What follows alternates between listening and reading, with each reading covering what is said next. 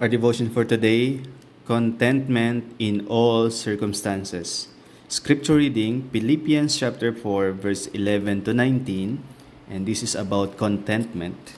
And our key verse is verse 19. But my God shall supply all your need according to His riches in glory by Christ Jesus. Ang kultura ng mundo na ating kinalalagyan ay masyadong naka-orient sa masasabi ko pong mga material na bagay. So that's why ang karamihan sa tao ay nakaprogram na ho ang kanilang kaisipan o buhay sa salitang discontentment or dissatisfaction. That's why every year makikita natin na merong bagong sakyan, no, mga bagong kasuotan, mga bagong improvements, mga latest na kagamitan. So, lahat po yon ay dinesign upang ang tao ay hindi masiyahan or makontent sa kanyang presenteng kalagayan at sa kanyang presenteng ari-arian. So, para ikaw ay magkaroon ng contentment sa iyong buhay bilang isang Kristiyano, magsisimula ito, pakinggan natin, magsisimula ang contentment sa buhay mo bilang isang Kristiyano pag nakita mo na ang definisyon ng iyong kahalagahan, value or worth ay hindi nakadepende sa bagay. So, ang iyong trabaho, ang iyong mga kapitbahay or ang iyong mga ari-arian ay hindi magbibigay pakahulugan sa halaga mo sa harapan ng Diyos or sa worth mo sa iyong buhay. So, ang iyong value, saan ho nakadepende? Ang value mo ay nakadepende sa priceless relationship mo sa Diyos bilang iyong Ama. So, yan ang dapat mong panghawakan at ma-realize sa iyong buhay. Your relationship with God. So, still, pwede mo hong ma-counter yung mga anxious feelings, yung mga pakiramdam na ikaw ay na-stress, ikaw ay nape-pressure sa mundong ito, at ikaw ay nakakaranas ng discontentment.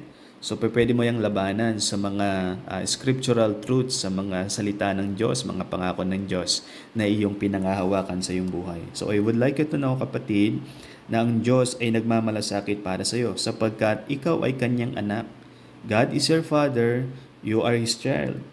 So, ang Diyos bilang Ama ay ina-assume niya ang responsibilidad na tutugunan niya lahat sa iyong buhay, emotional, spiritual, and physical na pangangailangan. Kaya nga sinabi ni Paul, but my God shall supply all your need according to His riches in glory by Christ Jesus. So ang mahalaga lang, makita mo na pagkatiwalaan mo ang Diyos nang walang alinlangan at patuloy mong gawin yung mga tasks na ipinapagawa niya sa iyo araw-araw.